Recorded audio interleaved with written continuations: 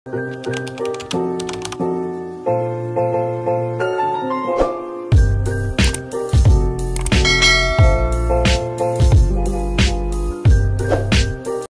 semuanya, tidak terasa kita sudah memasuki episode terakhir dari novel Kidnap ini. Dari judulnya sih happy ending ya, tapi apakah di dalam episode 12 ini masih ada penghalang dan masalah yang datang?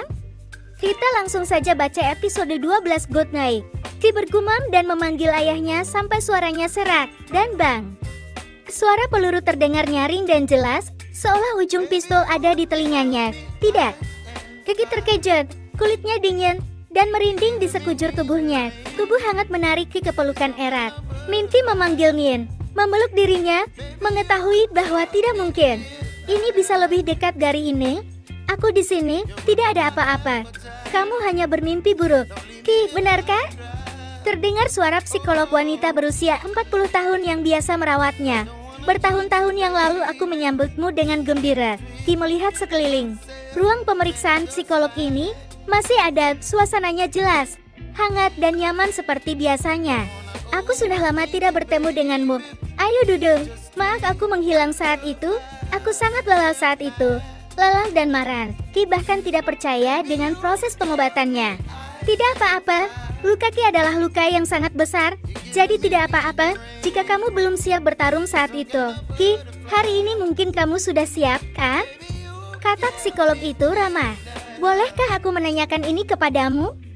Apa yang membuat Ki kembali lagi? Ki berpikir dalam hati sambil memegang gantungan kunci Alkivier, lalu berbalik menatap mata psikolog itu. Apakah itu salah? Jika aku ingin menjadi lebih baik untuk orang lain, tidak salah sama sekali, Ki. Beberapa pasien bahkan ingin sembuh hanya untuk seekor kucing. Aku senang Ki kembali. Ayo coba lagi. Ya, sebenarnya selama seminggu terakhir adik pacarku mengalami kecelakaan dan harus dioperasi untuk mengganti alat pacu jantungnya. Awalnya semua kelihatannya bagus, tetapi setelah beberapa hari, tubuhnya tiba-tiba menolak perangkat tersebut. Sampai dokter memutuskan untuk memberinya transplantasi jantung. Ekspresi Ki berubah. Ia langsung terlihat sedih saat memikirkan cerita hari itu. 2 minggu yang lalu, Ki berdiri dan memandangi Men yang terbaring lemah, bernafas berat di tempat tidur. Aku merasa sangat sedih, sehingga aku hampir tidak berani menatap Men. Di masa lalu, Men tidak pernah seserius ini. Baik Kanon Jie, Min, dan Ki berusaha sekuat tenaga untuk menahan air mata dan mempertahankan postur tubuh yang kuat sebanyak mungkin untuk menghilangkan kekhawatiran Men. Jane mengulurkan tangan dan memegang tangan Men, tersenyum pada Mel, namun matanya masih berlinang air mata. Cepatlah sembuh, aku menunggu untuk pergi ke akuarium bersamamu. Ketika Kanom Jane selesai berbicara dengan Men, Jane memberi jalan bagi Min untuk mendekat ke arah Men. Min mengulurkan tangan dan membelai lembut kepala adiknya, berusaha menahan air mata, namun akhirnya tidak berhasil. Min takut, sangat takut akan kehilangan Men. Men berbaring tegak, wajahnya pucat dan lemah, tidak berwarna. Ayo kita selidiki dulu, Men menghibur Min. Suaranya nyaris berbising.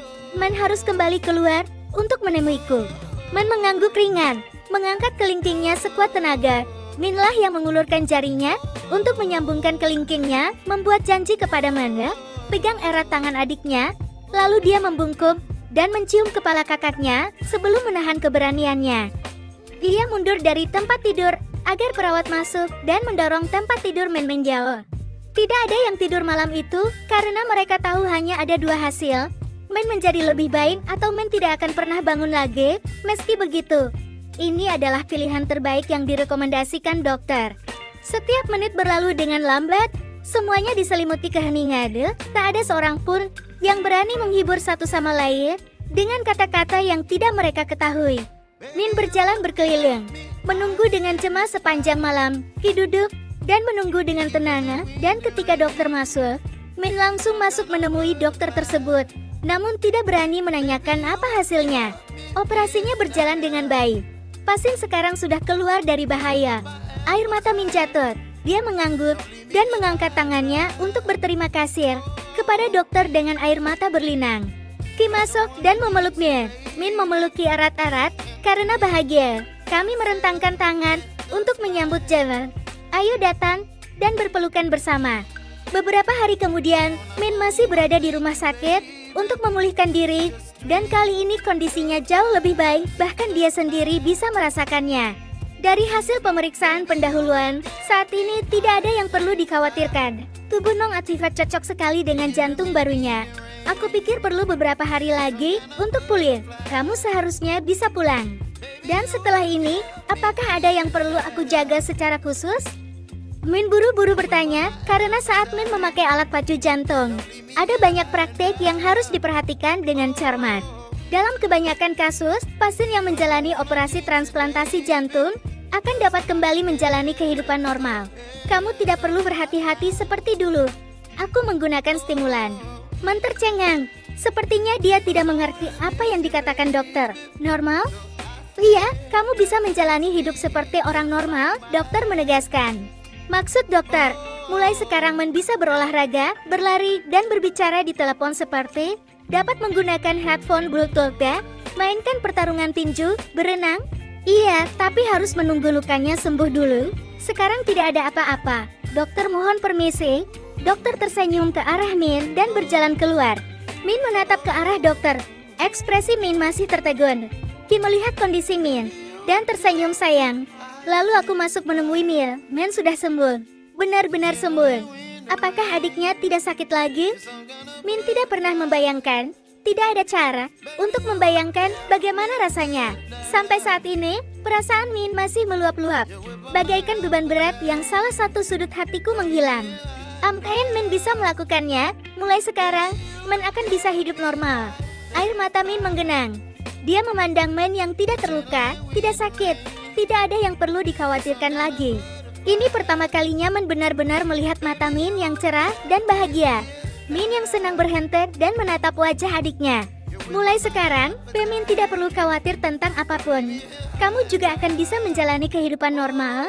Min terdiam ketika mendengarkannya, seolah dia baru menyadari bahwa mulai saat ini, hidupnya tidak perlu membawa apapun lagi, hal-hal yang telah dia lakukan sepanjang hidupnya.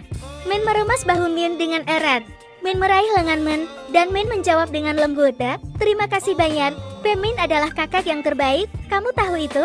Pada pukul 3 malam, Min sudah tertidur lelap di ranjang rumah sakit. Di sofa aku melihat Min, dan Ki tertidur di sofa. Min tertidur lelap karena menangis hingga kelelahan. Sedangkan Ki mulai bernapas dengan berat. Tangan Ki mulai gemetar karena mimpi buruk. Bantu aku ayah. Ayah, tolong bantu aku. Min hampir tidak bisa membuka matanya, tapi tetap saja meraih Ki dan memeluknya untuk menghiburnya. SSST, tidak apa-apa, kamu hanya bermimpi. Min selesai berbicara dan tertidur. Karena kelelahan, Ki melihat tanda merah di pergelangan tangan Min akibat tali yang menahannya. Ki perlahan mengulurkan tangannya untuk melepaskan tali yang mengikat Min, dan Ki atur agar Min berbaring dengan nyaman di pangkuannya. Lalu ia duduk dan membelai rambut Min terus-menerus hingga pagi sambil berpikir lama bagaimana dia harus menangani masalah ini. Dan akhirnya dia mendapatkan jawabannya. Jadi, adakah yang bisa dibantu oleh psikiater hari ini? Apakah mungkin? Jika aku bilang aku tidak ingin mimpi buruk lagi, aku sangat ingin Min mandiri, bukan sekedar berubah dari merawat Min menjadi merawatku. Bahkan sekarang, jika aku berlutut dan memohon kepada psikiater untuk menyembuhkanku, aku akan melakukannya. Ki sangat bertekad, kali ini pasti akan lebih baik. Kalau begitu kita kembali, akar penyebabnya. Ki cerita mimpi buruk, bisakah kamu membiarkan psikiater mendengarkan lagi? Ekspresi Ki tidak bagus karena dia tahu bahwa dia sedang dalam proses untuk kembali.